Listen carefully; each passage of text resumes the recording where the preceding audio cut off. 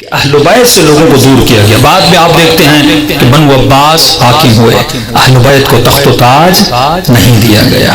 اور بہت سارے ایسے صحابی, فرمایا جب مولا علی کے گھر پر حملہ ہوا تو جناب زبیر وہاں پر موجود ہیں, جناب مقداد موجود ہیں, جناب ابو ذر موجود ہیں, جناب سلمان موجود ہیں. زبیر مولا علی کی پھوپھی کا بیٹا تھا, جناب زہرا کا رشتہ دار ہے. فرمایا جیسے گھر پر حملہ ہوا, زبیر پہلا شخص تھا جس نے تلوار کو بلند کیا اور حملہ کرنا چاہا. جیسے گھر سے نکلا اس کی تلوار جو دروازہ ہے وہاں پہ ٹکرائی اور تلوار گر گئی. جیسے زبیر زمین پر آئے تو زبیر کو پکڑ لیا گیا. لیکن عجیب ماحول ہے, یہی زبیر ہے جو جنگ جمل میں علی کے مقابلے میں کھڑا ہے کہ مولا علی کے پاس آتے فرماتا ہے یا علی کیا ہو گیا, خلافت تو آپ کا حق تھا, آپ حکم کریں ہم تلوار اٹھانے کے لیے تیار ہیں, آپ قیام کیوں نہیں کرتے اور خاموش ہو کر کیوں بیٹھے ہوئے ہیں؟ تو مولا علی فرماتے ہیں زبیر میرے پاس اتنے لوگ نہیں ہیں. فرماتے ہیں یا علی آپ جتنے کہیں میں لوگوں کو جمع کرنے کے لیے تیار ہوں. امام نے فرمایا فلاں دن فلاں مسجد میں آ جانا, اگر 40 لوگوں کو بھی تم جمع کر سکے تو علی اپنا حق لینے کے لیے تیار ہو جائے گا. فرمایا دوسرے دن مسجد میں یہی 4 لوگ علی کے پاس آئے تو امام فرماتے ہیں قلت عدد ہے. چھٹے امام کے پاس ایک شیعہ آتے, مولا آپ قیام کیوں نہیں کرتے؟ امام فرماتے ہیں شیعہ کم ہیں. کہتے مولا میرا پورا گاؤں آپ کا ماننے والا ہے, میرا پورا گاؤں آپ کا چاہنے والا ہے. امام پھر فرماتے ہیں شیعہ کم ہیں. تعجب میں کہتے ہیں مولا بات میری سمجھ میں نہیں آ رہی. واقعہ مشہور ہے, اسی وقت مولا کا ایک صحابی حرمدان آتا ہے. امام نے اس کو کہا اٹھو, تنور بجھا ہوا تھا, اس تنور کو جلاؤ. یہ مولا کا ماننے والا خوش ہوا کہ دوپہر کا وقت تھا اور امام مجھے روٹی کھلائیں گے. اس نے خوشی خوشی میں تنور جلایا, پھر آ کے امام کے ساتھ بیٹھ گیا. اب مولا کھانا لائیں گے, روٹیاں لگیں گی. اتنے میں مولا کا صاحب ہی آ گیا. تو امام نے پہلے اس کو کہا, جب تنور خوب جلنے لگا امام نے کہا ایک کام کر, جو تنور تو نے خود جلایا ہے اس تنور کے اندر کود جا. تو رنگ لال پیلا ہو گیا کہ مولا کیا مطلب, سیریس نے کہا کود جا تنور کے اندر, ہم مذاق نہیں کرتے. کس نے کہا مولا میرے بچے, مولا میرا گھر, مولا میرے رشتہ دار, مولا میں تو آپ سے ملنے آیا ہوں, آپ آگ میں مجھے ڈالنے کی باتیں کر رہے ہیں.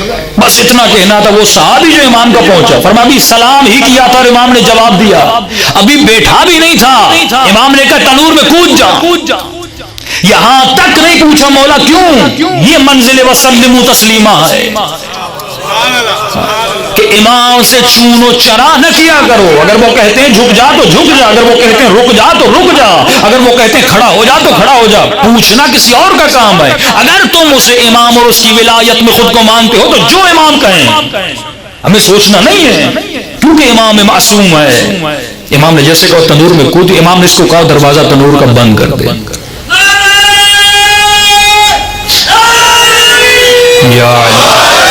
اس نے تنور کا دروازہ بند کیا. اب امام پوچھنا کہ بتا تمہارے گاؤں میں فلاں خاتون بیمار ہے, اسے جا کر ہمارے سلام لینا.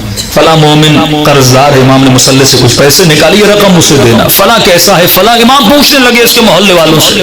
تعجب میں کہنے لگا مولا اس کی تو پرواہ ہے, جو میرے گاؤں میں بیمار ہے اس کا پوچھ رہے ہیں, یہ ساتھ میں مندے خدا جل رہا ہے, اتنے سکون سے بیٹھے ہوئے, اس کی آپ کو پرواہ نہیں ہے. امام فرماتے ہیں تمہیں پرواہ کرنے کی ضرورت نہیں ہے, گیا کس کے کہنے پر ہے.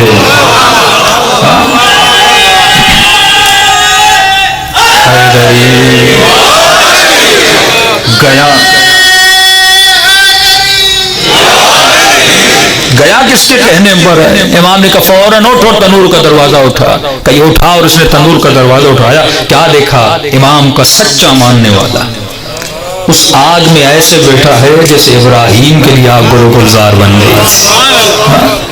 تو امام کے حقیقی شیعہ کو کبھی آگ جلا نہیں سکتی. یہ اہل بیت نے اپنی ولایت کا مظہر قائم کیا کہ دیکھو جو اطاعت الہی میں آتا ہے کبھی بھی اسے آگ جلاتی نہیں ہے. تو امام نے کہا ایسے شیعہ کتنے ہیں جو ہم کہیں اور کود پڑیں. یہ مت پوچھیں کہ مولا کیوں کودوں. اس نے کہا مولا میں ہی نہیں گیا تو دوسرے میرے گاؤں والے کیا جائیں گے. اس وقت چھٹے امام فرماتا اگر ایسے میرے پاس, بعض روایت میں 22 ہے, بعض میں 27 ہے, اگر ایسے میرے پاس 27 بھی ہوتے, میرے دادا حسین کے پاس 72 تھے, اگر میرے پاس ایسے 27 بھی ہوتے میں قیام کرنے کے لیے تیار ہو جاتا. تو آج کا جوان جب تعجب سے پوچھتا ہے کہ مولانا 313 ابھی تک نہیں بنے, تو بھائی ایسے 313 ہیں جو امام کہیں اپنی جان اپنا مال ہر چیز اہل بیت کے فرمان پر راہ خدا میں لٹا دے تو واقعا بہت کم ہیں. ہم تھک جاتے ہیں صرف خمس کے بارے میں پڑھ کے. جو مومن مال کی محبت نہیں نکال سکتا, جو مومن چند بال چہرے پہ نہیں رکھ سکتا, تو میں تو شیعوں کو کہتا ہوں شکر کرو شیعہ بنے ہو.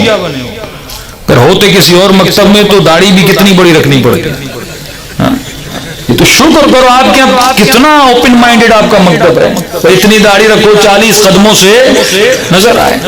زیادہ آپ کے یہاں کوئی وہ ہے بھی نہیں, اور ماشاءاللہ چہرے بھی شیعوں کے خوبصورت لگتے ہیں. صلوات پڑھے محمد و آل محمد.